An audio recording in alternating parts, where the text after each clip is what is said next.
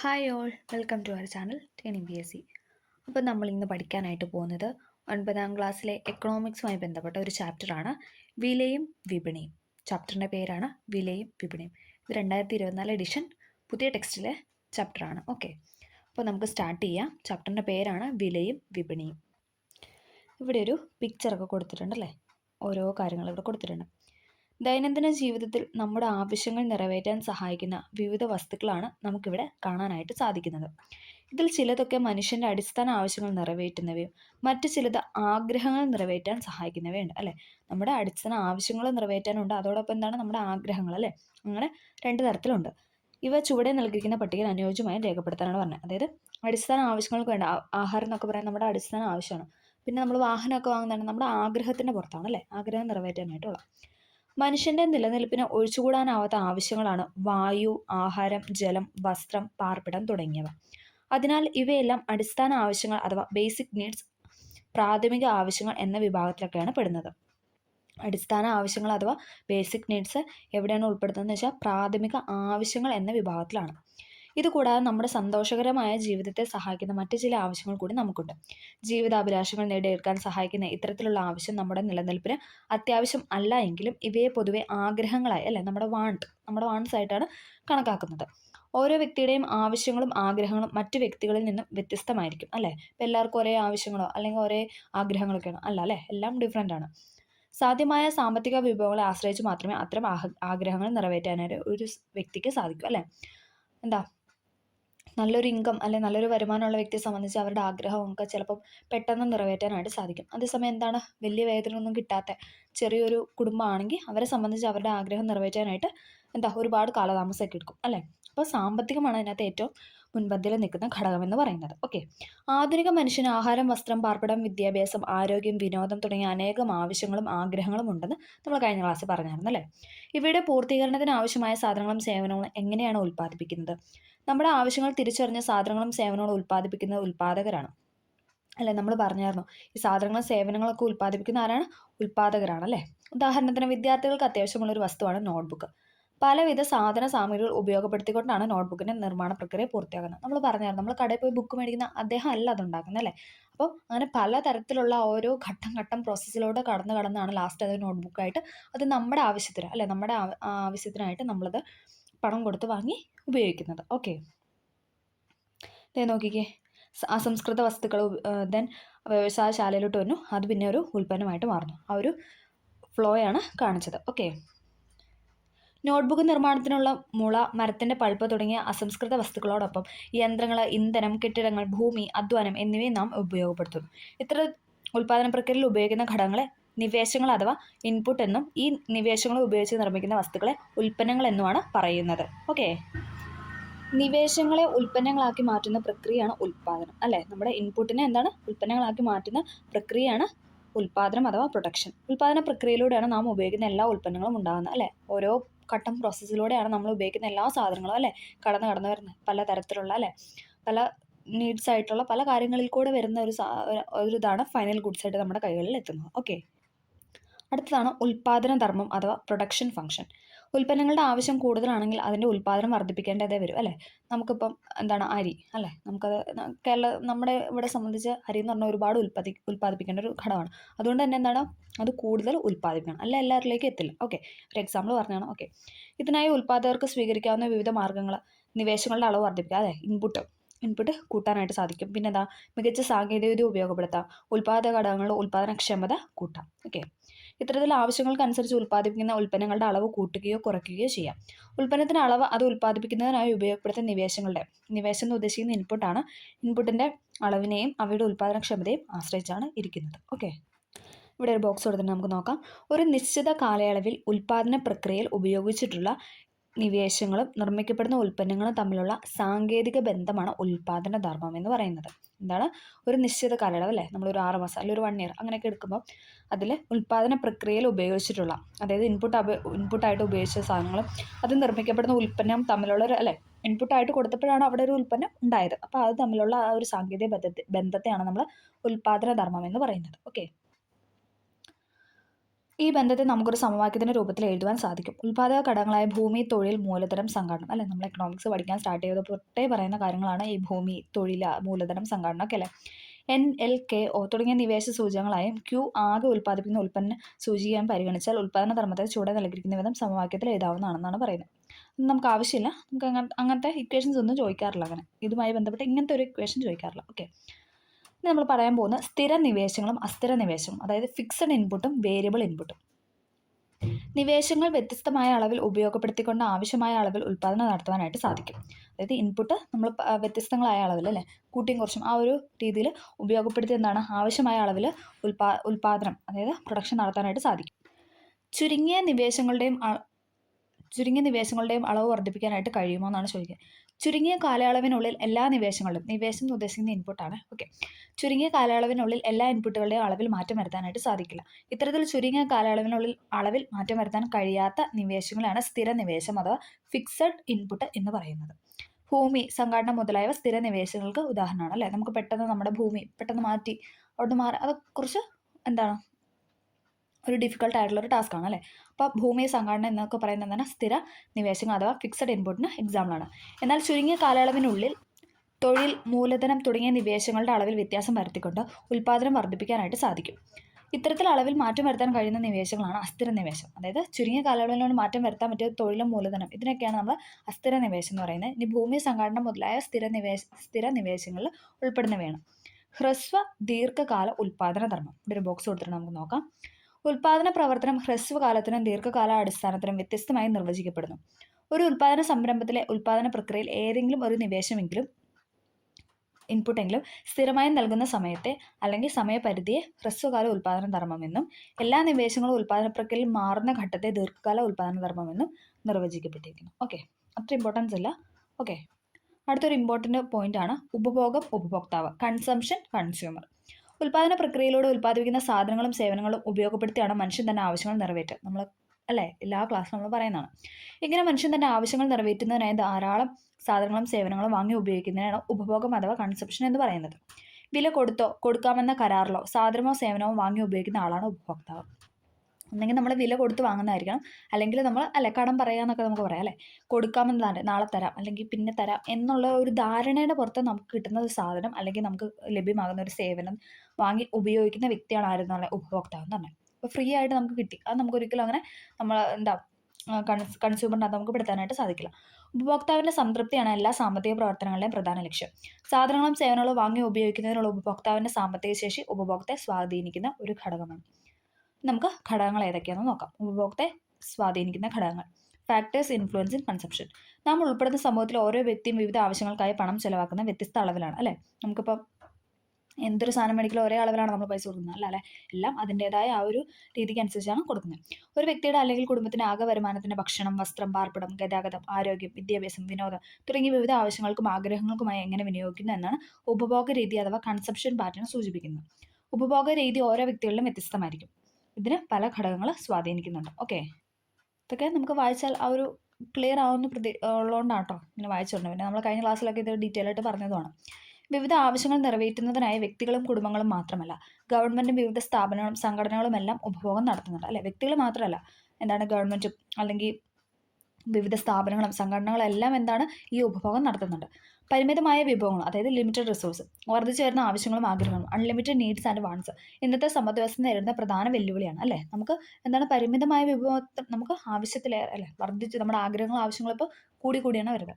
വിഭവങ്ങളുടെ ചൂഷണത്തിനും ദുരുപയോഗത്തിനും വർദ്ധിച്ചു വരുന്ന ജനസംഖ്യ ഒരു പ്രധാന കാരണമാണ് അല്ലേ. പോപ്പുലേഷൻ തന്നെ ഇതിനൊരു കാരണമാണ്. കാരണം ആളുകളുടെ എണ്ണം കൂടുന്നതനുസരിച്ച് അവരുടെ ആഗ്രഹങ്ങളും അല്ലെ അവരുടെ ആവശ്യങ്ങളും സേവനങ്ങളും ഒക്കെ ഇതൊക്കെ കൂടി വരികയാണ്. ഓക്കെ, ഭാവി തലമുറയുടെ ആവശ്യങ്ങൾ കൂടി പരിഗണിച്ചുകൊണ്ട് അവയെ കൂടി നിറവേറ്റാൻ കഴിയുമെന്ന നിലവിലെ വിഭവങ്ങളെ മെച്ചപ്പെട്ട രീതിയിൽ ശാസ്ത്രീയമായി ഉപയോഗപ്പെടുത്തേണ്ടതുണ്ട്. കഴിഞ്ഞ ചാപ്റ്റർ നമ്മൾ പറഞ്ഞായിരുന്നില്ല, വരും തലമുറയ്ക്കും കൂടെ കൂടി നമ്മൾ കുറച്ച് മാറ്റി വെച്ച് ആ ഒരു രീതിയിൽ നമ്മൾ ജീവിക്കേണ്ട ഒരു സിറ്റുവേഷനാണ് ഇപ്പം നിലവിലുള്ളത് അല്ലേ. അടുത്താണ് സുസ്ഥിര ഉപഭോഗം അഥവാ സസ്റ്റൈനബിൾ കൺസപ്ഷൻ. ഇത് PVIQ ആയിട്ട് ചോദിച്ച് കണ്ടിട്ടുണ്ട് കേട്ടോ. പാരിസ്ഥിതിക ആഘാതം കുറയ്ക്കുന്ന രീതിയിലുള്ള സാധനങ്ങളുടെയും സേവനങ്ങളുടെയും ഉപഭോഗമാണ് സുസ്ഥിര ഉപഭോഗം. ഭാവി തലമുറയ്ക്കായി കരുതി വെച്ചുകൊണ്ടുള്ള വിഭവങ്ങളുടെ പുനരുപയോഗ ക്രമമാണ് സുസ്ഥിര ഉപഭോഗത്തിലൂടെ ലക്ഷ്യമിടുന്നത്. സുസ്ഥിര ഉപഭോഗം എന്ന ആശയം സുസ്ഥിര ഉൽപ്പാദനവും സുസ്ഥിര വികസനവുമായി ബന്ധപ്പെട്ട നിരവധി പൊതു സവിശേഷതകൾ പങ്കിടുന്നുണ്ട്. ഐക്യരാഷ്ട്രസഭയുടെ സുസ്ഥിര വികസന ലക്ഷ്യങ്ങൾ 12ാമത്തെ സുസ്ഥിര ഉപഭോഗവും സുസ്ഥിര ഉൽപാദന രീതിയും ഉറപ്പാക്കേണ്ടതിന് ആവശ്യകത ചൂണ്ടിക്കാണിക്കുന്നുണ്ട്. ഇത് നിലവിലുള്ള തലമുറയുടെയും ഭാവി തലമുറയുടെയും ഉപജീവന മാർഗം നിലനിർത്തുന്നതിനുള്ള താക്കോലാണ്. ഓക്കെ, ഇനി ഇവിടെ ഗാന്ധിജി പറഞ്ഞൊരു വാക്യം കൊടുത്തിട്ടുണ്ട്. എല്ലാവരുടെയും ആവശ്യങ്ങൾ നിർവഹിക്കാനുള്ള വിഭവങ്ങൾ ഭൂമിയിൽ ഉണ്ട്, എന്നാൽ ഒരാളുടെ പോലും അത്യാർത്തി പരിഹരിക്കാനായിട്ട് അത് തികയുകയില്ല. അല്ലെ, ഒരാളുടെ ഭയങ്കരമായ ആഗ്രഹം അത് തീർക്കാനായിട്ട് ഒരിക്കലും അതൊന്നും തികയില്ല എന്നാണ് ഗാന്ധിജി പറയുന്നത്. ഇമ്പോർട്ടൻ്റ് ആണ്, PYK ആയിട്ട് ചോദിച്ചിട്ടുണ്ട്. ഒന്നും കൂടെ പറയാം. എല്ലാവരുടെയും ആവശ്യങ്ങൾ നിർവഹിക്കാനുള്ള വിഭവങ്ങൾ ഭൂമിയിലുണ്ട്, എന്നാൽ ഒരാളുടെ പോലും അത്യാർത്തി പരിഹരിക്കാനായിട്ട് അത് തികയുകയില്ല. അപ്പോൾ എല്ലാവരുടെ ആവശ്യങ്ങൾക്കുള്ള സാധനങ്ങളും സേവനങ്ങളൊക്കെ നമ്മുടെ ഭൂമിയിലുണ്ട്. പക്ഷേ ആരുടെയും അപ്പോൾ എല്ലാവരും അവരുടെ ആ ഒരു അത്യാർത്തിക്ക് വേണ്ടിയിട്ട് എല്ലാം തനിക്ക് വേണം, ആ ഒരു ഇതിലോട്ട് ചിന്തിച്ചാൽ അതൊരിക്കലും നമുക്ക് തികയത്തില്ല. ആ ഒരു അർത്ഥത്തിലാണ് ഗാന്ധിജി അത് പറഞ്ഞു വെച്ചിരിക്കുന്നത്. ഓക്കെ, ക്ലിയർ ആയെന്ന് പ്രതീക്ഷിക്കുന്നു. അടുത്താണ് സുസ്ഥിര ഉൽപ്പാദനം അഥവാ സസ്റ്റൈനബിൾ പ്രൊഡക്ഷൻ. പ്രകൃതി വിഭവങ്ങളുടെയും അസംസ്കൃത വസ്തുക്കളുടെയും ചൂഷണവും ദുരുപയോഗവും പരമാവധി കുറച്ചുകൊണ്ട് സാധനങ്ങളും സേവനങ്ങളും ഉൽപ്പാദിപ്പിക്കുക എന്നുള്ളതാണ് സുസ്ഥിര ഉൽപ്പാദനത്തിൻ്റെ പ്രാഥമിക ലക്ഷ്യം. സുസ്ഥിര ഉൽപ്പാദനത്തിൻ്റെ മറ്റ് ലക്ഷ്യങ്ങൾ നൽകിയിട്ടുണ്ട്, നമുക്ക് നോക്കാം. വിഭവങ്ങളുടെ ഫലപ്രദമായ ഉപയോഗത്തിലൂടെ പാരിസ്ഥിതിക ആഘാതങ്ങൾ കുറയ്ക്കുക. അല്ലേ, ഫലപ്രദമായ രീതിയിൽ ഒരു കാര്യം അല്ലെങ്കിൽ ആ ഒരു വിഭവം നമ്മൾ ഉപയോഗിക്കുക. വിഭവങ്ങളുടെ പുനരുൽപ്പാദന സാധ്യത പരമാവധി പ്രയോജനപ്പെടുത്തുക. അല്ലേ, കൂടുതൽ കൂട്ടിക്കൊണ്ട് വരിക എന്നാണ്. അല്ലേ, വീണ്ടും അത് ഉൽപ്പാദിപ്പിക്കാനായിട്ട് അതിൻ്റെ സാധ്യതകളൊക്കെ പരമാവധി കൂട്ടാനാണ് പറയുന്നത്. ഉൽപ്പാദനത്തിലൂടെയും ഉൽപ്പന്നങ്ങളുടെ പുനരുപയോഗത്തിലൂടെയും ആവശ്യമായ എല്ലാ സാധനങ്ങളും പരമാവധി ജനങ്ങളിലേക്ക് എത്തിക്കുക. ഊർജ്ജ സംരക്ഷണം പരമാവധി ഉറപ്പുവരുത്തുക. സുരക്ഷിതമായ തൊഴിലിടവും തൊഴിലാളികളുടെ സുരക്ഷിതത്വം ഉറപ്പാക്കുക. പരിസ്ഥിതിക്ക് ദോഷം വരുത്താതെയുള്ള ഉപഭോഗ സംസ്കാരവും ഉൽപ്പാദന രീതിയും വളർത്തിയെടുക്കുന്നതിൻ്റെ ആവശ്യകതയെക്കുറിച്ച് ഐക്യരാഷ്ട്ര സംഘടന പോലുള്ള ഏജൻസികൾ മുന്നറിയിപ്പ് നൽകുന്നുണ്ട്. അല്ലേ, പരിസ്ഥിതി സൗഹൃദപരമായ ഉൽപ്പാദന ഉപഭോഗ രീതികൾ പിന്തുടരേണ്ടത് സുസ്ഥിര വികസനത്തെ പരിപോഷിക്കുന്നത് അത്യന്താപേക്ഷിതമാണ്. ഓക്കെ, അടുത്താണ് നമ്മൾ പറയുന്നത് സുസ്ഥിര വികസനം. നമ്മൾ ഓരോ പോയിന്റിൽ ഇങ്ങനെ കണക്ട് ചെയ്താണ് പോകുന്നത്. ഓക്കെ, അടുത്താണ് സുസ്ഥിര വികസനം അഥവാ സസ്റ്റൈനബിൾ ഡെവലപ്മെന്റ്. രാജ്യത്തിന്റെ സാമ്പത്തിക വളർച്ചയും പുരോഗതിയെയും ലക്ഷ്യമിട്ട് നാം വിവിധ വികസന പ്രവർത്തനങ്ങളിലൂടെ കടന്നു പോകുമ്പോൾ പലപ്പോഴും അത് പ്രകൃതി വിഭവങ്ങളുടെ ചൂഷണത്തിനും പരിസ്ഥിതി നാശത്തിനും ഇടയാകുന്നു. വികസന പ്രവർത്തനങ്ങൾ രാജ്യത്തിന്റെ സാമ്പത്തിക പുരോഗതിയിലും ജനങ്ങളുടെ ജീവിത നിലവാരത്തിലും അനുകൂലമായ മാറ്റങ്ങൾ സൃഷ്ടിക്കുന്നുവെങ്കിലും നിരവധി സാമൂഹിക പരിസ്ഥിതി പ്രശ്നങ്ങൾക്ക് കാരണമാകുന്നു. അല്ലേ, ഇപ്പോൾ ഒരു വികസന പ്രവർത്തനത്തിന് വേണ്ടിയിട്ട് നമ്മളൊരു കൃഷിയുടെ മാറ്റി അല്ലേ അതൊരു വ്യവസായത്തിന് ആ ഒരു രീതിയിലോട്ടൊക്കെ കൊണ്ടുപോകുന്നു. അല്ലെ മറ്റു പല ആവശ്യങ്ങൾക്ക് വേണ്ടി നമ്മളതൊക്കെ മാറ്റി നമ്മൾ പ്രകൃതിയെ ചൂഷണം ചെയ്യുന്നു. അതായത് സ്വാഭാവികമായിട്ടുള്ള അവിടുത്തെ എല്ലാ കാര്യങ്ങളും നഷ്ടപ്പെട്ടു പോവുകയാണ്. അപ്പോൾ സാമൂഹിക പരിസ്ഥിതി പ്രശ്നങ്ങൾക്ക് അത് കാരണമാവുകയാണെന്നാണ് പറഞ്ഞു വെച്ചിരിക്കുന്നത്. ഓക്കെ, ഭാവി തലമുറയുടെ ആവശ്യങ്ങളെ തൃപ്തിപ്പെടുത്തുന്നതിന് വിട്ടുവീഴ്ച വരുത്താതെ ഇപ്പോഴത്തെ തലമുറയുടെ ആവശ്യങ്ങൾ നിറവേറ്റും വിധമുള്ള വികസനമാണ് സുസ്ഥിര വികസനം എന്ന് പറയുന്നത്. അതായത് വരും തലമുറയ്ക്കും കൂടെ കൂടിയിട്ട് വേണ്ടി അവർക്കും കൂടെ ഉള്ളതാണ് ഇതെല്ലാം എന്നുള്ള രീതിയിലോട്ട് നമ്മൾ ചിന്തിച്ച് നമ്മൾ ജീവിക്കുക എന്നതാണ് അതുകൊണ്ട് അതായത് സുസ്ഥിര വികസനം എന്നതുകൊണ്ട് ഉദ്ദേശിക്കുന്നത്. ഓക്കെ, ഇനി അടുത്ത് വേറൊരു ബോക്സ് കൂടെ കൊടുത്തിട്ട് നമുക്ക് നോക്കാം. വരും തലമുറയ്ക്ക് അവരുടെ ആവശ്യങ്ങൾ നിറവേറ്റാനുള്ള കഴിവിൽ കുറവ് വരാതെ ഇന്നത്തെ തലമുറ അവരുടെ ആവശ്യങ്ങൾ നിറവേറ്റുന്ന സമീപനമാണ് സുസ്ഥിര വികസനം. ഇങ്ങനെ പറഞ്ഞ ആരാണ്? ഐക്യരാഷ്ട്ര സംഘടനയാണ്. ബ്രാഡ്ലാൻഡ് കമ്മീഷൻ, അതായത് ഐക്യരാഷ്ട്ര സംഘടനയുടെ ബ്രാഡ്ലാൻഡ് കമ്മീഷനാണ് വരും തലമുറയ്ക്ക് അവരുടെ ആവശ്യങ്ങൾ നിറവേറ്റാനുള്ള കഴിവിൽ കുറവ് വരാതെ ഇന്നത്തെ തലമുറ അവരുടെ ആവശ്യങ്ങൾ നിറവേറ്റുന്ന സമീപനമാണ് സുസ്ഥിര വികസനം എന്ന് പറഞ്ഞു വെച്ചത്. ഇതും ചോദിച്ചിട്ടുണ്ട്. ഐക്യരാഷ്ട്ര സംഘടന ബ്രാഡ്ലാൻഡ് കമ്മീഷൻ. വരും തലമുറയ്ക്ക് അവരുടെ ആവശ്യങ്ങൾ നിറവേറ്റാനുള്ള കഴിവിൽ കുറവ് വരാതെ ഇന്നത്തെ തലമുറ അല്ലേ ഇന്ന് നമ്മുടെ ആവശ്യങ്ങൾ നമ്മൾ നിറവേറ്റണം എന്ന് പറഞ്ഞ് നമ്മൾ അടുത്ത വരും തലമുറയും കൂടി അവരുടെയും കൂടെ ആവശ്യങ്ങൾ നിറവേറ്റാൻ വേണ്ടിയിട്ടുള്ള കാര്യങ്ങൾ കൂടി നമ്മൾ എടുക്കുകയല്ല വേണ്ടത്. നമ്മൾ നമ്മുടെ ആവശ്യം നിറവേറ്റി ആ ഒരു രീതിയിലുള്ള സമീപനമാണെന്നാണ് സുസ്ഥിര വികസനം എന്നതുകൊണ്ട് അർത്ഥമാക്കുന്നതെന്നാണ് ഐക്യരാഷ്ട്ര സംഘടന ബ്രാഡ്ലാൻഡ് കമ്മീഷൻ പറഞ്ഞു വയ്ക്കുന്നത്. ഓക്കെ, ഇനി അതിൻ്റെ ലക്ഷ്യങ്ങളാണ് നമ്മൾ പറയുന്നത്. സുസ്ഥിര വികസന ലക്ഷ്യങ്ങൾ.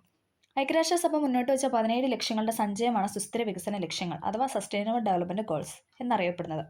2015 പ്രഖ്യാപിച്ച ഈ ലക്ഷ്യങ്ങൾ 2030 നേടിയെടുക്കാനാണ് ഐക്യരാഷ്ട്രസഭ ശ്രമിക്കുന്നത്. അതായത് ഒരു 17 ലക്ഷ്യങ്ങൾ പറഞ്ഞിട്ടുണ്ട്. അതെന്താണ് പെട്ടെന്നൊന്നും നമുക്കത് പ്രാവർത്തികമാക്കാനായിട്ട് സാധിക്കില്ല. അപ്പം ഗ്രാജുവലി അത് കൂട്ടി അതിലോട്ട് മാറി നമ്മൾ മൊത്തത്തിൽ ഒരു വികസനം സുസ്ഥിര വികസനം കൈവരിക്കണമെന്നാണ് ഐക്യരാഷ്ട്രസഭ പറയുന്നത്. അതിൻ്റെ വർഷം എന്ന് പറഞ്ഞാൽ 2030 മെച്ചപ്പെട്ടതും സുസ്ഥിരവുമായ ഒരു നല്ല ഭാവി എല്ലാവർക്കും കൈവരിക്കാനുള്ള മാതൃകയാണ് സുസ്ഥിര വികസന ലക്ഷ്യങ്ങൾ മുന്നോട്ട് വയ്ക്കുന്നത്. അപ്പോൾ നമുക്കതെല്ലാം ഒന്ന് വായിക്കാം.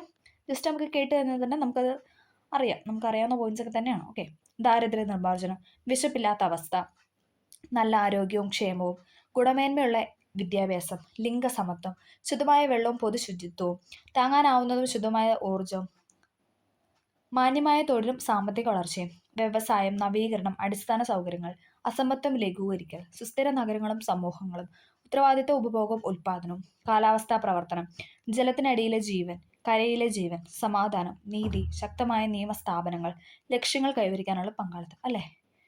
ഇത്രയും കാര്യങ്ങളുണ്ട്. അതുകൊണ്ട് തന്നെയാണ് അത് പറയുന്നത് എന്താണ്, കുറച്ച് അധികം ടൈം എടുക്കും അല്ലേ, ഇതൊക്കെ നമ്മൾ നേടിയെടുത്ത് സുസ്ഥിര വികസനത്തിലോട്ട് നമ്മുടെ രാഷ്ട്രം എത്താനായിട്ട് അല്ലെങ്കിൽ നമ്മുടെ ലോകം എത്താനായിട്ട് കുറച്ച് ടൈം എടുക്കും. അപ്പം 17 സുസ്ഥിര വികസന ലക്ഷ്യങ്ങളാണ് ഐക്യരാഷ്ട്രസഭ മുന്നോട്ട് വയ്ക്കുന്നത്. ഓക്കെ, നമുക്ക് വേണ്ടത് പരിസ്ഥിതിക്കും ജീവജാലങ്ങൾക്കും ആഘാതം ഏൽപ്പിക്കാത്ത ഒരു വികസന സമീപനമാണ്. അത്തരത്തിലുള്ള വികസന കാഴ്ചപ്പാടാണ് സുസ്ഥിര വികസനം മുന്നോട്ട് വയ്ക്കുന്നത്. വിഭവങ്ങളുടെ ചൂഷണം നിയന്ത്രിച്ചും പാരിസ്ഥിതിക ആഘാതങ്ങൾ കുറച്ചും കൈവരിക്കുന്ന വികസനത്തെയാണ് പൊതുവെ സുസ്ഥിര വികസനം അഥവാ സസ്റ്റൈനബിൾ ഡെവലപ്മെന്റ് എന്നതുകൊണ്ട് അർത്ഥമാക്കുന്നത്. അപ്പം നമുക്ക് ഇപ്പോൾ ഒരു സ്റ്റേറ്റ്മെന്റ് തന്നിട്ട് എന്താണ് ഉദ്ദേശിക്കുന്നത് എന്ന് ചോദിച്ചാൽ നമുക്ക് എഴുതാനായിട്ട് സാധിക്കും. ഓക്കെ, അപ്പം ഈ ചാപ്റ്ററിനകത്ത് നമുക്ക് അങ്ങനെ കുറച്ച് സെന്റൻസ് വൈസ് ആയിട്ട് കൊടുത്തെങ്കിലും നമുക്കത് മനസ്സിലാവുന്നുള്ള കാര്യങ്ങൾ മാത്രമേ ഉള്ളൂ. ഓക്കെ, അടുത്ത നമ്മളിനി പറയുന്നത് ഉൽപ്പാദകരും ഉപഭോക്താക്കളും തമ്മിലുള്ള ബന്ധം അല്ലേ, relationship between producers and consumers. ഈ ചിത്രം തന്നെ നമ്മൾ കഴിഞ്ഞ ക്ലാസ്സിലും പറഞ്ഞായിരുന്നു അല്ലേ, ഉപഭോക്താക്കൾ. ഓക്കെ, ഉപഭോക്താക്കൾ തങ്ങളുടെ ആവശ്യങ്ങൾ നിറവേറ്റുന്നതിനായി ഉൽപ്പാദകരെയും ഉൽപ്പാദകർ തങ്ങളുടെ ആവശ്യങ്ങൾ നിറവേറ്റുന്നതിനായി ഉപഭോക്താക്കളെയും ആശ്രയിക്കുന്നു. ഉൽപ്പാദകർ ഉപഭോക്താക്കളുടെ ആവശ്യങ്ങൾക്കനുസരിച്ച് സാധനങ്ങളും സേവനങ്ങളും ഉൽപ്പാദിപ്പിച്ച് ഉപഭോക്താക്കളിൽ എത്തിക്കുന്നു അല്ലേ. അതായത് പ്രൊഡ്യൂസേഴ്സ് എന്താ ചെയ്യുന്നത്, കൺസ്യൂമേഴ്സിന് വേണ്ട അല്ലേ, ഉപഭോക്താക്കൾക്ക് വേണ്ട കാര്യങ്ങളൊക്കെ പ്രൊഡ്യൂസ് ചെയ്ത് അവർ ഉൽപ്പാദിപ്പിച്ച് അവരുടെ സാധനങ്ങൾ സേവനങ്ങൾ അവർക്ക് വേണ്ട വിധത്തിൽ അവരത് ചെയ്യുന്നു. ഉപഭോക്താക്കൾ എന്താണ്, ഉൽപ്പന്നത്തിന് മൂല്യം അല്ലേ, നമ്മളത് പൈസ കൊടുത്ത് വാങ്ങുന്നു. ഉൽപ്പാദന പ്രക്രിയയിലെ തൊഴിൽ വിഭാഗം കൂടിയായ ഉപഭോക്താക്കൾ ഉൽപ്പാദന പ്രക്രിയയ്ക്ക് ആവശ്യമായ തൊഴിൽ അല്ലെ അവരുടെ അധ്വാനമാണ് അല്ലേ, നമ്മൾ പറഞ്ഞായിരുന്നു. പ്രദാനം ചെയ്യുമ്പോൾ ഉൽപ്പാദക പ്രതിഫലമായ ഉപഭോക്താക്കൾക്ക് എന്താണ് അല്ലേ, അവരുടെ അധ്വാനത്തിന് നമ്മൾ അവർക്ക് കൂലി നൽകുന്നു. ഓക്കെ, ഉൽപ്പാദനവും ഉപഭോക്താക്കളും തമ്മിലുള്ള പരസ്പര ബന്ധം സാധ്യമാക്കുന്നത് വിപണിയിലൂടെയാണ് അല്ലേ. നമ്മളൊരു സാധനം വാങ്ങിച്ച് അത് ഉപയോഗിക്കുമ്പോഴാണ് അല്ലേ, നമ്മളതിന് പൈസ കൊടുത്താണ് നമ്മൾ ആ സാധനം വാങ്ങുന്നത്. അപ്പം എന്താണ്, അതിലൂടെ എന്താണ് അത് ഉണ്ടാക്കിയ വ്യക്തി അല്ലേ, അത് പ്രൊഡ്യൂസ് ചെയ്ത വ്യക്തിക്ക് എന്താണ് അതിലൂടെ അവർ ചെയ്ത ആ ഒരു ഇതിനുള്ള വേതനം ലഭിക്കണം. അപ്പോൾ എന്താണ്, ഉപഭോക്താക്കളും ഉൽപ്പാദനം തമ്മിലുള്ള പരസ്പര ബന്ധം വിപണിയിലൂടെയാണ് സാധ്യമാകുന്നതെന്നാണ് പറഞ്ഞു വെക്കുന്നത് അല്ലേ. നമുക്കത് കണക്ട് ചെയ്യാനായിട്ട് സാധിക്കും. ഓക്കെ, ഇനി നമ്മൾ പറയുന്നത് വിപണി അല്ലേ. നമ്മൾ പറഞ്ഞു വിപണിയിലൂടെയാണ് ഉൽപ്പാദകരും ഉപഭോക്താക്കളും തമ്മിലുള്ള ബന്ധം വരുന്നത് നമ്മൾ പറഞ്ഞു. അപ്പോൾ നമുക്ക് നോക്കാം വിപണി അഥവാ മാർക്കറ്റ്. ഉൽപ്പാദന പ്രക്രിയയിലൂടെ നിർമ്മിച്ച സാധനങ്ങളും സേവനങ്ങളും നേരിട്ടോ വിൽപ്പനക്കാർ മുഖേന ഉപഭോക്താവിന് ലഭ്യമാകുന്ന പ്രക്രിയയാണ് വിപണനം അഥവാ മാർക്കറ്റ്. വിൽപ്പനക്കാർക്കും ഉപഭോക്താക്കൾക്കും ഇടയിൽ സാധനങ്ങളും സേവനങ്ങളും വിനിമയം ചെയ്യാനുള്ള സംവിധാനമാണ് വിപണി. അപ്പം ഇതൊക്കെ ഇങ്ങനെ ചോദിക്കുമ്പോൾ നമുക്ക് എഴുതാനായിട്ട് സാധിക്കണം. വിൽപ്പനക്കാർക്കും ഉപഭോക്താക്കൾക്കും ഇടയിൽ സാധനങ്ങളും സേവനങ്ങളും വിനിമയം ചെയ്യാനുള്ള സംവിധാനമാണ് വിപണികൾ. വിഭവങ്ങളുടെ വിതരണവും വിനിയോഗവും സാധ്യമാക്കി വ്യാപാരം സുഗമമാക്കുന്ന വിപണികളിലൂടെയാണ്. സാധനങ്ങൾ വിപണനം ചെയ്യപ്പെടുന്നു, സാധനങ്ങൾ വാങ്ങാൻ ആളുകളുണ്ട് അല്ലേ. ചിത്രത്തിൽ നൽകുന്നതാണ് പറഞ്ഞത് അല്ലേ, പലതരത്തിലുള്ള കാര്യങ്ങൾ അല്ലേ, പല തരത്തിലുള്ള വ്യവസായ വിപണികളൊക്കെയാണ് അവിടെ തന്നിരിക്കുന്നത്. വിപണിയുടെ പൊതു സവിശേഷത, ഉൽപ്പന്നങ്ങൾ വാങ്ങുന്നവരും വിൽക്കുന്നവരും ഉണ്ടായിരിക്കും അല്ലേ. വാങ്ങുന്നവർ മാത്രമല്ല വിൽക്കുന്നവർ മാത്രമല്ല, രണ്ടുപേരും അല്ലേ, രണ്ട് സെക്ഷൻ ഓഫ് ആൾക്കാരും വേണം. ഉൽപ്പന്നങ്ങൾ വാങ്ങുന്നവരും ഉണ്ട്, അതുപോലെ വിൽക്കുന്നവരും ഉണ്ട്. സാധനങ്ങളുടെ വില നിശ്ചയിക്കപ്പെടുന്നു അല്ലേ, നമുക്കറിയാം ഒരു MRP അല്ലേ, നമ്മളെപ്പോഴും സാധനത്തിന് വില കൊടുക്കുന്ന അതിലുള്ള ഓരോ റേറ്റാണ് നമ്മൾ കൊടുക്കുന്നത്. വാങ്ങുന്നവർക്കും വിൽക്കുന്നവർക്കും തുല്യ പ്രാധാന്യമുണ്ട് അല്ലേ. അവർക്ക് വാങ്ങിയാലാണ് അവർക്ക് ജീവിക്കാൻ പറ്റുള്ളൂ. അതായത് നമ്മൾ വാങ്ങിച്ചാലാണ് നമ്മുടെ ആവശ്യം നിറവേറുള്ളൂ. അതുപോലെ തന്നെ അവർക്ക് എന്താണ് അതിൽ നിന്നുള്ള ഒരു കൂലി അല്ലെങ്കിൽ വേതനം ലഭിക്കണമെങ്കിൽ നമ്മളത് വാങ്ങണം അല്ലേ. അപ്പോൾ അതൊരു ഇത് രണ്ടും കണക്റ്റഡ് ആണ്. ഉൽപ്പന്നങ്ങൾ തിരഞ്ഞെടുക്കാനുള്ള അവസരമുണ്ട് അല്ലേ, നമുക്ക് ഇഷ്ടമുള്ള സാധനങ്ങൾ തിരഞ്ഞെടുക്കാനുള്ള അവസരങ്ങളുണ്ട്. വിപണന തന്ത്രങ്ങൾ നിലനിൽക്കുന്നു. ഓക്കെ, ഇതൊക്കെയാണ് എന്ത് പറഞ്ഞാൽ വിപണിയുടെ പൊതു സവിശേഷത എന്ന് പറയും. ഇതൊക്കെ നമുക്ക് അറിയാവുന്ന പോയിന്റ്സ് ആണ് അല്ലേ. ഓക്കെ, അടുത്തത് നമ്മൾ നോക്കാനായിട്ട് പോകുന്നത് വില നിർണ്ണയ വിപണിയിൽ ചോദനം, പ്രധാനം, സന്തുലിത വില, price determination in market, demand, supply, equilibrium price. വിപണിയിൽ ഏതൊരു ഉൽപ്പന്നം വാങ്ങുന്നതിലും വില നൽകേണ്ടതുണ്ട് അല്ലേ. നമ്മൾ ഏതൊരു സാധനം വാങ്ങിച്ചാലും നമ്മൾ അതിൻ്റെതായ പ്രൈസ് കൊടുക്കാറുണ്ട്. ഉപഭോക്താവിൻ്റെ ആവശ്യകതയും ഉൽപ്പന്നങ്ങളുടെ ലഭ്യതയുമാണ് ഓരോ ഉൽപ്പന്നത്തിനെയും വില നിർണ്ണയിക്കുന്നത് അല്ലേ. നമ്മുടെ ആവശ്യം കൂടുന്നതനുസരിച്ച് എന്താണ് ആ ഉൽപ്പന്നത്തിന് വില കൂടി വരും അല്ലേ, ഒരിക്കലും അത് കുറയത്തില്ല അല്ലേ. ഓക്കെ, ചോദനം അഥവാ ഡിമാൻഡ് നമ്മളിനി പറയാൻ പോകുന്നതാണ്. ഒരു സാധനത്തിന് വില കൊടുക്കാനുള്ള കഴിവ്, സന്നദ്ധത എന്നിവയുടെ പിൻബലത്തോടു കൂടി ആഗ്രഹത്തെ ചോദനം അഥവാ ഡിമാൻഡ് എന്ന് പറയും അല്ലേ. ഇപ്പം നമുക്ക് എന്താണ് ഒരു സാധനം വേണം, അപ്പോൾ നമ്മൾ അതിന് വില കൊടുക്കാനുള്ള അല്ലേ, നമ്മളത് വില കൊടുക്കണം. അപ്പോൾ അതിനൊരു കഴിവ് അല്ലേ, വില കൊടുക്കാനുള്ള ഒരു കഴിവാണ്, അതോടൊപ്പം നമുക്കത് കൊടുക്കാനുള്ള ഒരു സന്നദ്ധത ഉണ്ടാവും. അപ്പോൾ അതിൻ്റെ പിൻബലത്തോടു കൂടി ആഗ്രഹത്തിനാണ് നമ്മൾ ചോദനം അഥവാ ഡിമാൻഡ് എന്ന് പറയുന്നത്. അപ്പോൾ എല്ലാവരും അങ്ങനെ ചിന്തിക്കുമ്പോൾ എന്താണ് ആ സാധനത്തിന് അല്ലേ, ആ ഒരു സാധനത്തിന് അല്ല സേവനത്തിന് എന്താണ് ഡിമാൻഡ് കൂടും. ഡിമാൻഡ് കൂടുന്നതനുസരിച്ച് എന്താണ് അതിൻ്റെ റേറ്റും അല്ലേ, കൂടിക്കൊണ്ടേ ഇരിക്കും. ഓക്കെ. ഒരു ഉൽപ്പന്നത്തോടുള്ള ആഗ്രഹവും താല്പര്യവും മാത്രമല്ല ചോദനം എന്നതുകൊണ്ട് അർത്ഥമാക്കുന്നത്. ആ ഉൽപ്പന്നം വില കൊടുത്ത് വാങ്ങുന്നതിൻ്റെ സാമ്പത്തിക ശേഷിയും സന്നദ്ധയും ചോദനത്തിന് നിർണ്ണയിക്കുന്ന പ്രധാന ഘടകങ്ങളാണ്. ചോദന പട്ടിക. വിവിധ വിലകളിൽ ചോദനം ചെയ്യപ്പെടുന്ന ഒരു ഉൽപ്പന്ന അളവുകൾ കാണിക്കുന്ന പട്ടികയാണ് ചോദന പട്ടിക എന്ന് പറയുന്നത്, അഥവാ ഡിമാൻഡ് ഷെഡ്യൂൾ. ഇത് ഇവിടെ കൊടുത്തിട്ടുണ്ട്. ഉൽപ്പന്ന വില 5. ഉൽപ്പന്നത്തിന് വാങ്ങുന്ന ചോദനത്തിന് അളവ് കിലോഗ്രാമിൽ 50. പിന്നെ 10 രൂപയുടെ 40 കിലോ. പിന്നെ 15 രൂപയുടെ 30 കിലോ, 20 രൂപയുടെ 20 കിലോ, 25 രൂപയുടെ 10 കിലോ. അപ്പം അങ്ങനെ ഒരു ടേബിൾ ഇവിടെ കൊടുത്തിട്ടുണ്ട്. നമുക്ക് ഒന്നും ആവശ്യമില്ല, ജസ്റ്റ് ഒന്ന് പറഞ്ഞതേ ഉള്ളൂ. അടുത്താണ് ചോദന വക്രം അഥവാ ഡിമാൻഡ് കർവ്. ഇതിൽ ഈ ചോദനം ചോദിച്ചിട്ടുണ്ട്. ഞാൻ ഈ ബോക്സിൻ്റെ കാര്യമാണ് പറഞ്ഞത്. ഓക്കെ. ചോദന വക്രം അഥവാ ഡിമാൻഡ് കർവ്. ചോദന പട്ടിക ഗ്രാഫ് രൂപേണ അവതരിപ്പിക്കുമ്പോൾ ലഭ്യമാകുന്നതാണ് ചോദന വക്രം. ഇവിടെ കൊടുത്തിട്ടുണ്ട്. ഇവിടെ ഇതുണ്ടോ, ഇതാണ് ഉദ്ദേശിക്കുന്നത്. അപ്പം ഇതൊന്നും നമുക്ക് ആവശ്യമില്ല സത്യത്തിൽ. ഇനി നമുക്ക് പറയാനുള്ളതാണ് പ്രധാനം അഥവാ സപ്ലൈ. ഇപ്പോൾ നമ്മൾ ചോദനം അഥവാ ഡിമാൻഡ് പറഞ്ഞു. ഇനി നമ്മൾ സപ്ലൈ ആണ് പറയാൻ പോകുന്നത്. ഉൽപ്പാദകർ അല്ലെങ്കിൽ വിൽപ്പനക്കാർ ഉപഭോക്താവിൻ്റെ ആവശ്യകത അനുസരിച്ച് സാധനങ്ങൾ സേവനങ്ങൾ വിപണിയിൽ ലഭ്യമാകും. അല്ലേ, നമുക്കിപ്പോൾ എന്താണോ നമ്മുടെ നീഡ് എന്താണെന്ന് അറിഞ്ഞിട്ട്, അല്ലേ, എന്താണ് ഉപഭോക്താക്കൾ ആ സാധനം വിപണിയിൽ കൊണ്ടുവരും. അപ്പോൾ വിപണിയിൽ വെച്ചിട്ടാണ് നമ്മൾ പറഞ്ഞായിരുന്നു ഉൽപ്പാദകരും ഉപഭോക്താക്കളും തമ്മിലുള്ള ബന്ധം കൂട്ടിയോജിപ്പിക്കുന്നതെന്ന് പറഞ്ഞ വിപണിയിലാണ്. അപ്പോൾ വിപണിയിൽ വന്നാലാണ് നമുക്ക് നമ്മുടെ ആവശ്യങ്ങൾ നിറവേറ്റാനായിട്ട് സാധിക്കത്തുള്ളൂ. വിൽപ്പനക്കാർ വിപണിയിൽ ലഭ്യമാകുന്ന സാധനങ്ങളുടെ സേവനങ്ങളുടെ അളവാണ് പ്രധാനം അഥവാ സപ്ലൈ. അല്ലേ, നമ്മൾ പറയും ഇന്ന് അവിടെ ഉണ്ട് ആ സാധനം, ഇന്ന് അവിടെ ഉണ്ടെന്ന് പറഞ്ഞാൽ ആ സാധനം അവിടെ സപ്ലൈ ആയിട്ടുണ്ടെന്നാണ് അതിൻ്റെ അർത്ഥം. ഒരു നിശ്ചിത വിലയ്ക്ക് നിർദ്ദിഷ്ട കാലയളവിൽ വിൽപ്പനയ്ക്ക് വേണ്ടി വയ്ക്കുന്ന ഒരു സാധനത്തിന് അളവിനെ ആ സാധനത്തിൽ പ്രദാനം ചെയ്യുന്നു. അതായത് സപ്ലൈ എന്ന് പറയുന്നു. അതായത് ഒരു നിശ്ചിത വിലയ്ക്ക്, അല്ലേ, ഇപ്പോൾ നമുക്കറിയാം ഒരു സാധനം ഒരു ഇന്ന വില, അല്ലാണ്ട് ഡെയിലി അത് മാറിക്കൊണ്ടിരിക്കുന്നല്ല, അല്ലേ. നിർദ്ദിഷ്ട കാലയളവിൽ വിൽപ്പനയ്ക്ക് വേണ്ടി വയ്ക്കുന്ന ഒരു സാധനത്തിൻ്റെ അളവിനെ ആ സാധനത്തിൻ്റെ പ്രധാനം അഥവാ സപ്ലൈ എന്നാണ് പറയുന്നത്. ഓക്കെ. അപ്പോൾ വിപണിയിൽ കൊണ്ട് ലഭ്യമാക്കുന്നത് മൂലമാണ് സപ്ലൈ നടക്കുന്നത്. ഓക്കെ, ക്ലിയർ ആയെന്ന് പ്രതീക്ഷ. അപ്പോൾ നമ്മൾ ചോദനം അഥവാ ഡിമാൻഡ് പറഞ്ഞു. പിന്നെ പറഞ്ഞ പോയിന്റാണ് പ്രധാനം അഥവാ സപ്ലൈ. ഓക്കെ. പിന്നെ മലയാളം വേർഡും ഇംഗ്ലീഷ് വേർഡും നമ്മൾ പഠിക്കുക. കാരണം ഇപ്പോൾ ക്വസ്റ്റ്യൻ പേപ്പറിൽ 2 രീതിയിലും ചോദിച്ച് കണ്ടിട്ടുണ്ട്. അതായത് ഡിമാൻഡ് എന്ന് തന്നാൽ നമുക്കത് ചോദനമാണെന്ന് മനസ്സിലാവണം, പ്രധാനം എന്ന് തന്നാൽ സപ്ലൈ ആണെന്ന് നമുക്ക് മനസ്സിലാവണം. ഓക്കെ, എങ്കിലാണ് നമുക്ക് ആ ഒരു ക്വസ്റ്റ്യൻ ആൻസർ ചെയ്യാനായിട്ട് സാധിക്കും. അപ്പോൾ 2 ഇംഗ്ലീഷും മലയാളം നമ്മൾ പഠിക്കാനായിട്ട് ശ്രമിക്കുക. ഓക്കെ. അടുത്തതാണ് പ്രധാന പട്ടിക അഥവാ സപ്ലൈ സ്കെഡ്യൂൾ. നമ്മൾ ചോദനത്തിൽ പറഞ്ഞ പോലെ തന്നെ ഇവിടെ ഉണ്ടത്. ഒരു നിശ്ചിത കാലയളവിലുള്ള സാധനങ്ങളുടെയും വിലകളും ആ വിലകളുടെ പ്രദാനം ചെയ്യപ്പെടുന്ന സാധനത്തിന് അളവാണ് പറയുന്നത്. അതായത് 5 രൂപയുടെ സാധനം ഇത്ര കാലം വരെ എന്താണ് 10 കിലോ വരെ കിട്ടും, അല്ലേ. അതായത് 5 രൂപയുടെ സാധനം ആ ഒരു റേറ്റ്, അങ്ങനെ ആ ഒരു പ്രദാനം ചെയ്യുന്നതിനെയാണ് നമ്മൾ പ്രധാന പട്ടിക, അതായത് സപ്ലൈ സ്കെഡ്യൂൾ എന്ന് പറയാം. ഇതങ്ങനെ ചോദിച്ച് കണ്ടിട്ടില്ല. പിന്നെ എന്താണ് ഇതിനും അതുപോലെ തന്നെ പ്രധാന വക്രം, അല്ലേ, സപ്ലൈ കർവ് ഉണ്ട്. അതൊന്നും നമുക്ക് അങ്ങനെ കണ്ടിട്ടില്ല. ഓക്കെ.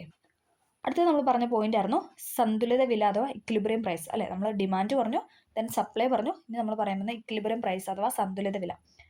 ഒരു ഉൽപ്പന്നത്തിന് വില കൂടുമ്പോൾ ചോദനം കുറയുന്നത് ആയും ചില വില കുറയുമ്പോൾ ചോദനം കൂടുന്നതായും നമ്മൾ മനസ്സിലാക്കി. അല്ലേ, നമ്മൾ പറഞ്ഞു ഒരു സാധനത്തിന് ഡിമാൻഡ് അഥവാ ചോദനം കൂടിയ എന്താണ് ഉറപ്പായിട്ട് ആ സാധനത്തിന് വില കൂടും. അല്ലേ, ഇന്നിപ്പം 10 രൂപയാണ്, ചിലപ്പോൾ ഒരു 2 മാസം കഴിഞ്ഞിട്ട് ചിലപ്പോൾ അതിനൊരു 50 രൂപ അല്ലെങ്കിൽ 90 ആ ഒരു റേഞ്ചിലോട്ടൊക്കെ മാറാം. കാരണം ആൾക്കാരുടെ ഡിമാൻഡ് അനുസരിച്ച്. ഇപ്പോൾ ഡിമാൻഡ് ഇല്ലെങ്കിൽ അവരത് ആ വിപണിയിൽ കൊണ്ടുവച്ചിട്ട് കാര്യമുണ്ടോ, ഒരിക്കലും ഇല്ല. അല്ലേ, ഡിമാൻഡ് കൂടുന്നതനുസരിച്ച് ഉറപ്പായിട്ട് എന്താണ് അതിൻ്റെ വിലയും കൂടും. പ്രധാനമാണെങ്കിൽ വില കൂടുമ്പോൾ കൂടുകയും വില കുറയുമ്പോൾ കുറയുകയും ചെയ്യും. പ്രധാനം എന്ന് പറയുമ്പോൾ സപ്ലൈ എന്താണ്, വില കൂടുമ്പോൾ കൂടും, അതോടൊപ്പം എന്താണ് വില കുറയുമ്പോൾ കുറയുകയും ചെയ്യുന്നു. അല്ലേ, സാധനങ്ങൾ കൊണ്ടുവയ്ക്കുന്ന അളവ് കുറയും. അതായത് വില കൂടുമ്പോൾ ആണ് ഓട്ടോമാറ്റിക്കലി അത് കൂടി വെക്കും, അതോടൊപ്പം എന്താണ് വില കുറയുമ്പോൾ അത് കുറയുകയും ചെയ്യുന്നു. വിപണിയിൽ ചോദനത്തിൻ്റെയും പ്രധാനത്തിൻ്റെയും പരസ്പര പ്രവർത്തന ഫലമായാണ് ഒരു ഉൽപ്പന്നത്തിൻ്റെ വില നിശ്ചയിക്കപ്പെടുന്നത്. അല്ലേ, അതായത് നമ്മുടെ ഡിമാൻഡ് നമ്മുടെ സപ്ലൈക്ക് അനുസരിച്ചാണ് എന്ത് പറയുന്നത് ആ ഉൽപ്പന്നത്തിന് വില, അല്ലേ, ആ ഒരു റേറ്റ് നിശ്ചയിക്കപ്പെടുന്നത്. ഓക്കെ,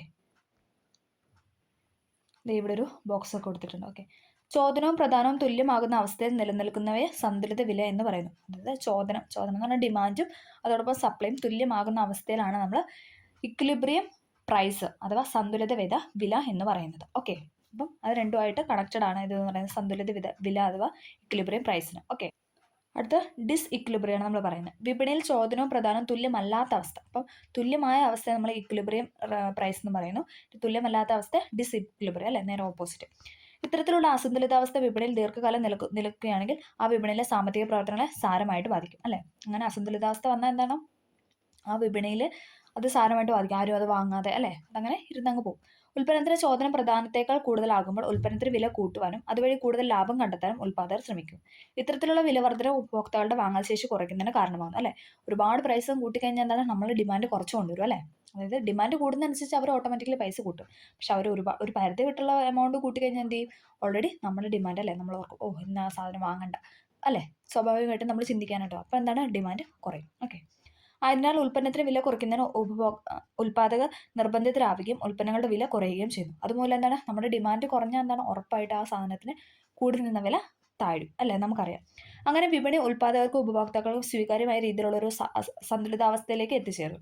അങ്ങനെ അതൊരു ബാലൻസ് അല്ലെ, അല്ലെങ്കിൽ ഒരു ഇക്വിലിബ്രിയം പൊസിഷനിലോട്ട് വരുന്നു. ഇത്തരത്തിൽ വിപണി എപ്പോഴും സന്തുലിതാവസ്ഥ നിലനിർത്താൻ ശ്രമിച്ചുകൊണ്ടേയിരിക്കുന്നു.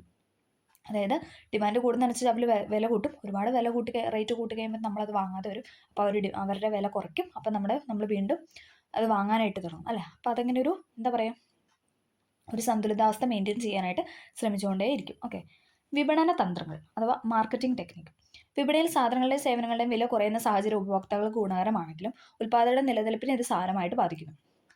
ഉപഭോക്താവിൻ്റെ വിശ്വാസ്യത നേടിയെടുക്കുന്നതിനും പരമാവധി വിപണനം നടത്തുന്നതിനും അതുവഴി ലാഭം നേടുന്നതിനും വിപണി പിടിച്ചടക്കുന്നതിനും പലതരം വിപണന തന്ത്രങ്ങൾ ഉൽപ്പാദകർ സ്വീകരിക്കുന്നുണ്ട്. ഉപഭോക്താക്കളുടെ ആവശ്യങ്ങൾ മനസ്സിലാക്കി ഉൽപ്പാദകർ അവരുടെ വിൽപ്പന ലക്ഷ്യങ്ങൾ കൈവരിക്കുന്നതിനായുള്ള പദ്ധതിയാണ് വിപണന തന്ത്രങ്ങൾ എന്ന് പറയുന്നത്. ഓക്കെ. നമുക്കറിയാലോ, ഇപ്പോൾ ഏതെങ്കിലും ഒരു ഷോപ്പിലൊക്കെ നമ്മളിങ്ങനെ എപ്പോഴും കാണുന്നതാണ്. ഇപ്പോൾ എവിടെ നോക്കിയാലും നമുക്കിങ്ങനെ കാണാം, ക്ലിയറൻസ് സെയിൽ 50% ഓഫർ അല്ലേ, കുറച്ച് സമയമുള്ളൂ, വേഗം വന്ന് വാങ്ങൂ എന്നൊക്കെ പറഞ്ഞോണ്ട്. പിന്നെ എന്താ പറയുക, മെഗാ സെയിൽ നടക്കുന്നു, പിന്നെ exclusive sale, shop now special sale എന്നൊക്കെ പറഞ്ഞ് അപ് ടു 20% എക്സ്ട്രാ ഡിസ്കൗണ്ട് എന്നൊക്കെ പറഞ്ഞാൽ അല്ലേ. ഇതൊക്കെ എന്താണ്, അത് അവരുടെ തന്ത്രങ്ങളാണ്. ഓക്കെ. നമ്മളതിൽ വീഴും, നമ്മൾ പോയി സാധനങ്ങൾ വാങ്ങും. ഓക്കെ. അതുപോലെ അവർക്കും അതിനകത്ത് നിന്ന് ലാഭം ലഭിക്കും. ഓക്കെ. അതാണ് അവർ എന്താണ് വിപണന തന്ത്രങ്ങൾ അഥവാ മാർക്കറ്റിംഗ് ടെക്നിക്ക് എന്നതുകൊണ്ട് ഉദ്ദേശിക്കുന്നത്. നൂതന സാങ്കേതികവിദ്യയുടെ കടന്നുവരവും വിപണിയിലെ മത്സരങ്ങളും വ്യത്യസ്തമായ വിപണന തന്ത്രങ്ങൾ സ്വീകരിക്കുന്നതിന് ഉൽപ്പാദകരെ പ്രേരിപ്പിക്കുന്നു. ഉൽപ്പാദന ചെലവ് കുറയ്ക്കാൻ സഹായിക്കുന്ന നൂതന മാർഗ്ഗങ്ങൾ സ്വീകരിച്ചുകൊണ്ട് വൻതോതിൽ വ്യത്യസ്തങ്ങളായ ഉൽപ്പന്നങ്ങളെ വിപണിയിൽ എത്തിക്കുക വഴി ഉയർന്ന ലാഭം നേടാനും ഉൽപ്പാദകർക്ക് സാധിക്കുന്നു. അവരെപ്പോഴും എന്താണ്, അവരുടെ ലാഭത്തിനായിരിക്കുമല്ലോ നോക്കുന്നത്. ഓക്കെ. കാലഘട്ടത്തിന്റെ മാറ്റങ്ങൾക്കനുസരിച്ച് പുതുപുത്തൻ ആശയങ്ങളുടെ അടിസ്ഥാനത്തിൽ സാങ്കേതിക മികവുള്ളതും ഏവർക്കും സ്വീകാര്യമായതുമായ ഉൽപ്പന്നങ്ങൾ നിർമ്മിച്ച് വിപണിയിൽ എത്തിക്കുന്നതിലൂടെ വിപണി കൈയടക്കുക എന്നതാണ് ഉൽപ്പാദകരുടെ ലക്ഷ്യം. ഇനി നമ്മൾ പറയുന്നതാണ് വില നിയന്ത്രണം വിപണിയിൽ, പ്രൈസ് കൺട്രോൾ ഇൻ മാർക്കറ്റ്. ഉൽപ്പന്നങ്ങളുടെ വില ഉയരുന്ന സാഹചര്യം തീർച്ചയായും ഉപഭോക്താക്കൾക്ക് ബുദ്ധിമുട്ടുണ്ടാകും അല്ലേ. നമുക്കറിയാം, നമ്മളിപ്പോൾ എപ്പോഴും നമ്മൾ വാങ്ങി ഉപയോഗിച്ചുകൊണ്ടിരിക്കുന്ന സാധനം പെട്ടെന്ന് അതിൻ്റെ റേറ്റ് കൂടി എന്താണ്, നമ്മളത് ഇനി അത് വാങ്ങണോ എന്നുള്ളൊരു ചിന്തയിലോട്ട് വരും അല്ലേ. അപ്പോൾ ഉപഭോക്താക്കൾക്ക് എന്താണ്, നമുക്കത് കൂടുതൽ ബുദ്ധിമുട്ടാകുന്നു. അവശ്യ സാധനങ്ങളുടെ വില ക്രമാതീതമായി ഉയരുന്നത് ഉപഭോക്താക്കളുടെ ജീവിത നിലവാരത്തെ ദോഷകരമായി ബാധിക്കും അല്ലേ. ഇപ്പം നമുക്ക് ഡെയിലി വേണ്ട ഒരു സാധനം, അരി, എണ്ണ, അല്ലെങ്കിൽ നമ്മുടെ ആഹാരം, അതുമായി ബന്ധപ്പെട്ട എന്തൊരു സാധനമാണെങ്കിലും നമുക്ക് എന്താണ്, അതിൻ്റെ വില പെട്ടെന്ന് ഉയർന്ന എന്താണ്, നമ്മളെ അത് അല്ലേ നമ്മുടെ ജീവിത നിലവാരത്തെയാണ് ദോഷകരമായിട്ട് ബാധിക്കുന്നത്. അതുകൊണ്ട് തന്നെ സാധനങ്ങളുടെ വില ക്രമാതീതമായി ഉയരാതെ നിയന്ത്രിച്ചു കൊണ്ടുപോകുന്നതിൽ ഗവൺമെൻറ് സുപ്രധാന പങ്കാണ് വഹിക്കുന്നത് അല്ലേ, നമുക്കറിയാം. അതുകൊണ്ട് ഒരു സാധനത്തിന് ഇത്ര വില വരെ കൂടാവുള്ളൂ, ആ ഒരു മാനദണ്ഡം അവിടെ എപ്പോഴും ഗവൺമെൻറ് വെക്കാറുണ്ട്. ഓക്കെ. ഗവൺമെൻറ് പൊതുജനക്ഷേമം മുന്നിൽ കണ്ടുകൊണ്ട് പൊതുവിപണിയിലെ വിലയേക്കാൾ കുറഞ്ഞ വിലയിൽ ആവശ്യവസ്തുക്കൾ നിയന്ത്രിത അളവിൽ പൊതുവിതരണ സംവിധാനങ്ങൾ വഴി ജനങ്ങളിലേക്ക് എത്തിച്ചു കൊടുക്കും. നമുക്കറിയാം അല്ലേ, റേഷൻ കട നമ്മൾ പറഞ്ഞാൽ പൊതുവിതരണ കേന്ദ്രം അല്ലേ, റേഷൻ കട എന്നൊക്കെ നമ്മൾ പറയും. അപ്പോൾ അവിടെ എന്താണ്, കുറഞ്ഞ അളവിൽ നമ്മുടെ ആവശ്യങ്ങൾ നിറവേറ്റാനുള്ള സാധനങ്ങളൊക്കെ നമുക്ക് ലഭ്യമാകുന്നുണ്ട്. കേരളത്തിലെ പൊതുവിതരണ കേന്ദ്രങ്ങൾ, ന്യായവില സ്റ്റോറുകൾ, സപ്ലൈകോ അല്ലേ, നമുക്കറിയാം മാവേലി സ്റ്റോർ, സപ്ലൈകോ, നീതി, ഇവിടെ നിന്നൊക്കെ എന്താണ്, നമുക്ക് സബ്സിഡി റേറ്റിൽ, നമ്മൾ കഴിഞ്ഞ ക്ലാസ്സിൽ പറഞ്ഞാൽ സബ്സിഡി റേറ്റിൽ നമുക്ക് സാധനങ്ങൾ വാങ്ങാനും ആവശ്യ സാധനങ്ങൾ വാങ്ങാനും ഉപയോഗിക്കാനായിട്ട് സാധിക്കുന്നു. ഇതൊക്കെ കൂടെ പൊതുജനക്ഷേമം മുന്നിൽ കണ്ട് പ്രവർത്തിക്കുന്ന സ്ഥാപനങ്ങളാണ്. അതുപോലെ റബ്ബർ, തേങ്ങ, നെല്ല് തുടങ്ങിയ കാർഷിക ഉൽപ്പന്നങ്ങൾക്ക് താങ്ങുവില നിശ്ചയിച്ചിരിക്കുന്നതുമായി ബന്ധപ്പെട്ട വാർത്തകൾ അല്ല, നമുക്കറിയാം ഇത്ര വില കൂടാൻ പാടില്ല എന്നൊരു ഇതൊക്കെ മാനദണ്ഡമൊക്കെ ഗവൺമെൻറ് കൊണ്ടുവയ്ക്കാറുണ്ട്. വിപണി വിലയെ നിയന്ത്രിക്കാനായി കാർഷിക ഉൽപ്പന്നങ്ങൾക്ക് താങ്ങുവില നിശ്ചയിക്കുന്നതും സർക്കാരാണ്.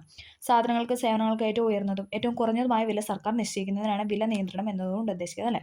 ഇത്രയിൽ കുറയാൻ പാടില്ല, അല്ലെങ്കിൽ ഇത്രയും കൂടാൻ പാടില്ല, അങ്ങനെ ഒരു മിനിമം ടു മാക്സിമം ഒരു റേറ്റ് എപ്പോഴും ഗവൺമെൻറ് വെക്കാറുണ്ട്. വിപണിയിൽ ഇടപെടലുകൾ നടത്തി ന്യായവിലയ്ക്ക് വിനിമയം സാധ്യമാക്കുകയും ഉൽപ്പാദകരുടെയും ഉപഭോക്താക്കളുടെയും താല്പര്യം സംരക്ഷിക്കുകയും ചെയ്യുക എന്നതാണ് വില നിയന്ത്രണത്തിന് പ്രഥമ ലക്ഷ്യമെന്ന് പറയുന്നത്. ഓക്കെ. അടുത്ത കാർഷിക ഉൽപ്പന്നങ്ങളുടെ താങ്ങുവില. അപ്പം നമുക്ക് താങ്ങുവില എന്താണെന്ന് ജസ്റ്റ് നോക്കാം. ചില കാർഷിക ഉൽപ്പന്നങ്ങൾക്ക് സർക്കാർ നിശ്ചയിച്ചിട്ടുള്ള ഏറ്റവും കുറഞ്ഞ വിലയാണ് മിനിമം താങ്ങുവില അല്ലേ. മിനിമം ഉണ്ട്, മാക്സിമം ഉണ്ട്.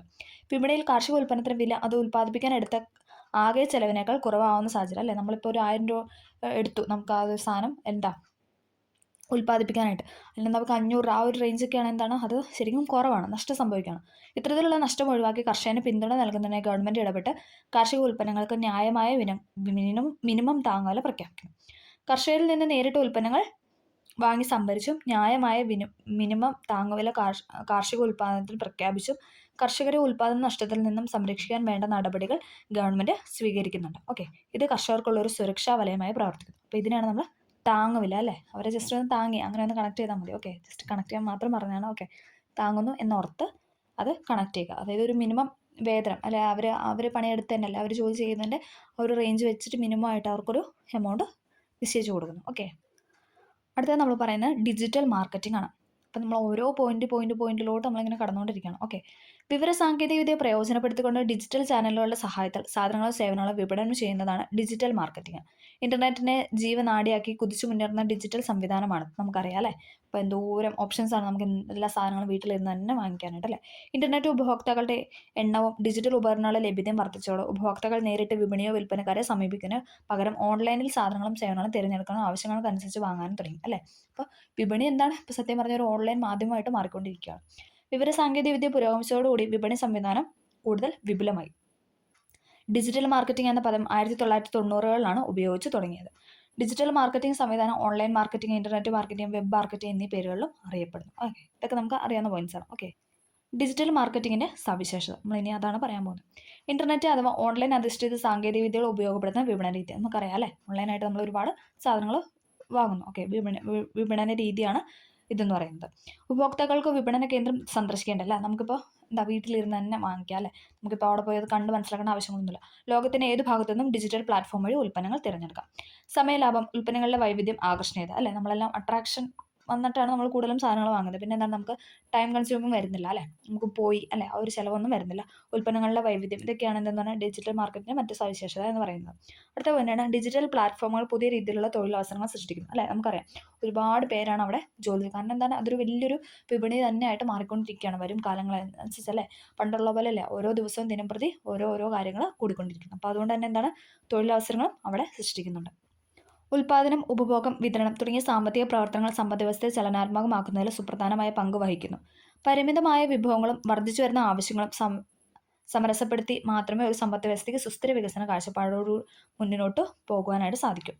ഉൽപാദകന്റെയും ഉപഭോക്താവിൻ്റെയും താല്പര്യങ്ങൾ ഒരുപോലെ പരിഗണിച്ചുകൊണ്ടായിരിക്കണം വിപണിയിൽ വില നിർണ്ണയവും വില നിയന്ത്രണവും സാധ്യമാകേണ്ടത്. നൂതന വിപണന തന്ത്രങ്ങളും ഡിജിറ്റൽ മാർക്കറ്റിംഗ് മേഖലയും രാജ്യത്തിൻ്റെ വിപണന രംഗത്തെ ആഗോളതലത്തിലേക്ക് ഉയർത്തുന്നു. അപ്പോൾ നമ്മൾ ഉൽപാദന ഉപഭോഗത്തിൽ തുടങ്ങി എന്താണ് നമ്മൾ ഡിജിറ്റൽ മാർക്കറ്റിംഗ് ആ ഒരു റേഞ്ച് വരെ എത്തി നമ്മൾ പറഞ്ഞു നിൽക്കുകയാണ്. അപ്പം ഇത്രയുള്ളൂ ഈ ചാപ്റ്റർ എന്ന് പറയുന്നത്. നമ്മൾ കൂടുതലും പറഞ്ഞു തന്നത് സുസ്ഥിര വികസനത്തെക്കുറിച്ചായിരുന്നു അല്ലേ. ഓരോ കാലഘട്ടം ആ ഒരു റേഞ്ചിലാണ് നമ്മൾ ഓരോ പോയിന്റ്സായിട്ട് പറഞ്ഞു വന്നത്. അപ്പം ഇമ്പോർട്ടൻ്റ് കാര്യങ്ങളെല്ലാം എടുത്ത് പറഞ്ഞിട്ടുണ്ട്. ഇത് എപ്പോഴും സ്റ്റേറ്റ്മെൻ്റ് ആയിട്ട് ചോദിച്ചു കണ്ടിട്ടുള്ളത്. എക്കണോമിക്സിൽ ആ ഒരു ഇതിലെപ്പോഴും ഇങ്ങനത്തെ ഈ ഉൽപ്പാദനം അല്ലെങ്കിൽ പ്രൊഡക്ഷൻ, ഉപഭോഗം ഇതൊക്കെ എപ്പോഴും സ്റ്റേറ്റ്മെൻ്റ് ആയിട്ട് ചോദിച്ചാണ് കണ്ടിട്ടുള്ളത്. അപ്പോൾ എല്ലാവർക്കും വീഡിയോ ഹെൽപ്ഫുൾ ആയെന്ന് വിചാരിക്കുന്നു. ഹെൽപ്ഫുൾ ആയെങ്കിൽ തീർച്ചയായും ലൈക്ക് ചെയ്യുന്ന സപ്പോർട്ട് ചെയ്യുക. Okay, thank you.